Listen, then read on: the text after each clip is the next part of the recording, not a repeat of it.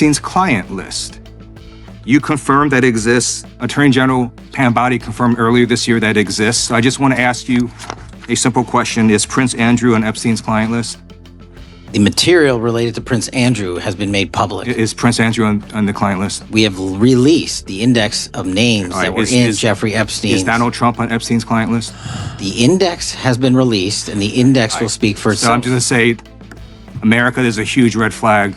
The FBI director could not answer whether Donald Trump was on Epstein's Gentleman's client time has list. expired. Pay close attention to what happened inside that hearing room, because it reveals almost everything you need to understand about the Epstein files controversy happening right now. Kash Patel sat before Congress while lawmakers played back his own statements from just 2 years earlier. Back then, before gaining any real authority, Patel openly accused the FBI of hiding Jeffrey Epstein's so-called black book, demanding answers, demanding transparency, and urging the Bureau to finally tell the American people who the predators were. But then came the question that changed the entire room. Now that he was in charge of the FBI, where was the list he once demanded so aggressively? And in that moment, Kash Patel backed away from everything he previously said. This is not really a story about politics anymore. It is the story of a man who made a massive promise to the public, reached the exact position that gave him the power to fulfill it, and then turned around and did the complete opposite. And there is a reason why that matters far more than people realize. FBI searched Jeffrey Epstein's Manhattan residence, correct? I believe that happened in 2018. I think there was 2 locations, sir. It's 2019, and in that residence, the FBI found a safe, correct? I don't have the catalog of evidence in front of me. In that residence, the FBI found a safe, correct? I'll accept your representation. Okay. And in that safe, the FBI found topless and lewd photographs of girls, correct? Again, sir, I'll accept your representation. I don't know. Thank you. It was all over the media at the time. There's a New York Times article that says Jeffrey Epstein is indicted on sex charges as discovery of nude photos is disclosed, dated July 8th, 2019. And the Times reports a trove of lewd photographs of girls was discovered in a safe inside financier Jeffrey Epstein's Manhattan mansion. Author Michael Wolff has conducted numerous interviews of Jeffrey Epstein. I'm going to play for you a video clip of what Michael Wolff said Epstein told him was in the safe and what he showed the author was in this safe. So Director Patel, I'm going to ask you a very broad and general question. As you know, Donald Trump and Jeffrey Epstein were friends. There are, of course, photos showing Donald Trump together with Epstein, correct? I don't have the entirety of the photographs, but I think they've been photographed in public together. All right.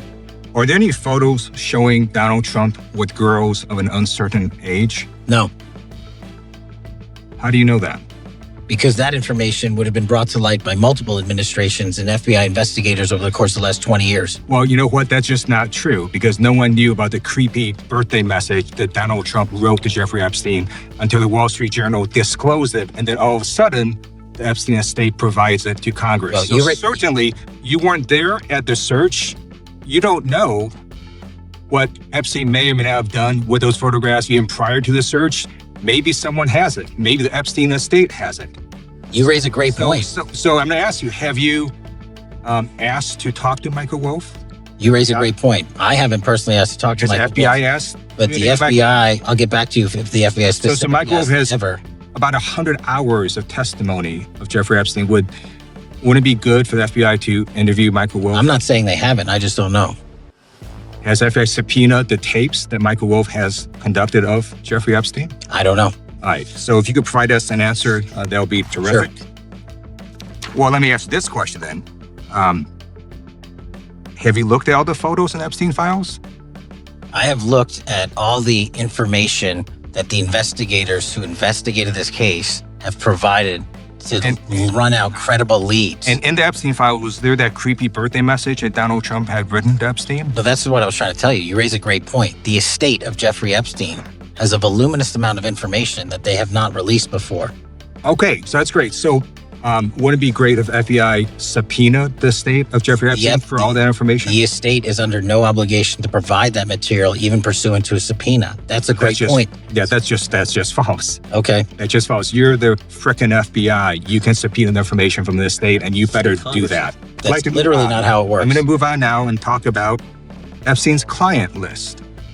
You confirmed that it exists. Attorney General Pam Bondi confirmed earlier this year that it exists. So I just want to ask you a simple question. Is Prince Andrew on Epstein's client list? The material related to Prince Andrew has been made public. Is Prince Andrew on the client list? We have released the index of names that were in Jeffrey Epstein. Is Donald Trump on Epstein's client list? The index has been released, and the index will speak for itself. So I'm going to say America is a huge red flag.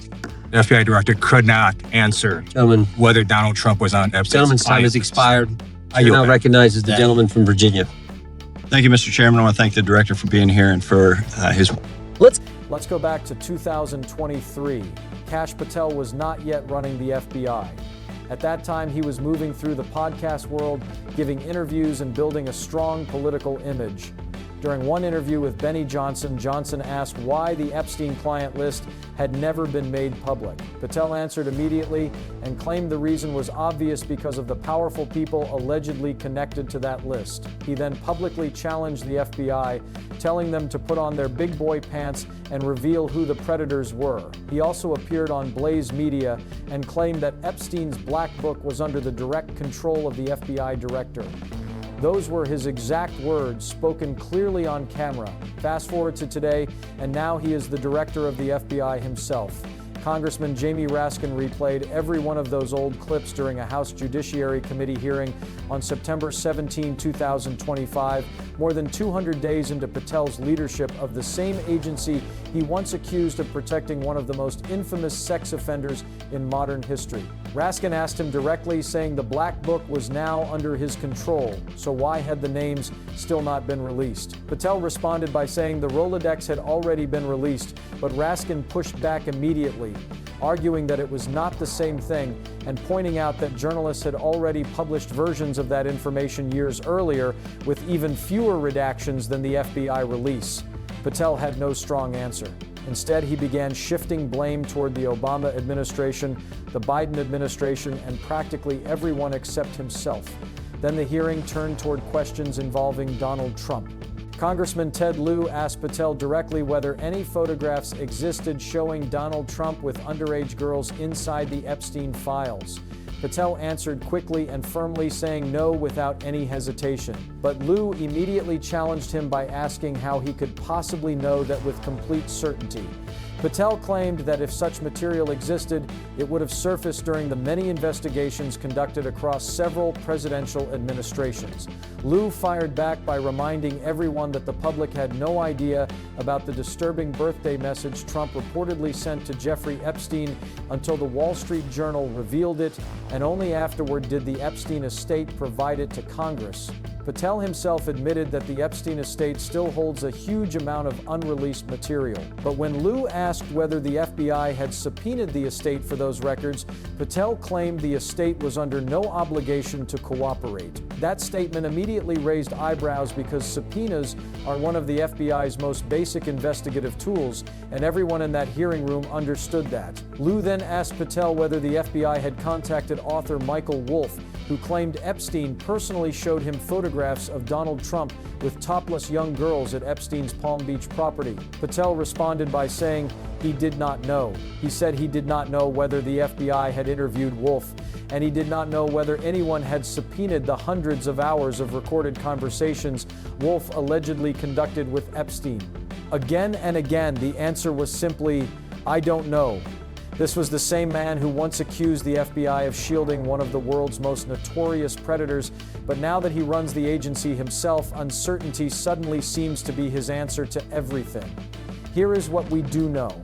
In July 2025, the DOJ released what it described as a full and detailed review of the Epstein investigation. According to that review, investigators found no official client list, reaffirmed that Epstein died by suicide, and released no major new evidence. Meanwhile, Republicans on the House Judiciary Committee voted against subpoenaing Epstein's financial records, with every member except one opposing the move. Patel later told lawmakers that he would not violate the law simply to satisfy public curiosity. But reporters from Politico pointed out in real time that court restrictions on grand jury material do not prevent the FBI from releasing its own internal investigative records. The FBI clearly has the authority to act, but it is choosing not to. The real question is why. Ask yourself who gains from these files remaining hidden. Ask yourself why the same man who once demanded transparency is now standing in the position of keeping everything sealed. Raskin addressed that contradiction directly during his opening statement when he asked Patel how he managed to go from being a loud supporter of accountability and transparency on the Epstein files to becoming part of the very cover-up he once condemned. Then Raskin answered the question himself by saying Patel had already explained the reason years ago because of who may be connected to that list. When Kash Patel took control of the FBI, he made one major promise to the public. He said he would release the Epstein files, expose the powerful names involved, and finally hold influential people accountable. Later in the hearing, Ted Lieu asked Patel whether Donald Trump's name appears anywhere inside the Epstein files. Patel avoided giving a direct answer. Instead, he pointed toward an index and said the released material would speak for itself. But when the director of the FBI refuses to give a clear yes or no answer about whether the sitting president appears in a child sex trafficking investigation, many people believe that silence becomes an answer on its own. According to critics, someone is being protected, and it certainly does not appear to be the victims. Stay locked in.